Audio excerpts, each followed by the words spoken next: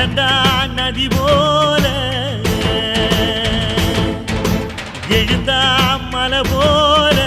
நடந்தான் நதி போல அந்த ஆகாயம் போல எண்ணாம கொடுக்கும் பொன்னார மனசு இருக்கும் என்று மூடாத கோவில் முன்வாச கதவு எப்போது திறந்திருக்கும் அந்த வெட்டருவாம் மீசைக்கு தான் எட்டூரும் பணிஞ்சிருக்கும் அவ தொட்டு தந்த நெல்லுமணி முப்போக விளைஞ்சிருக்கும்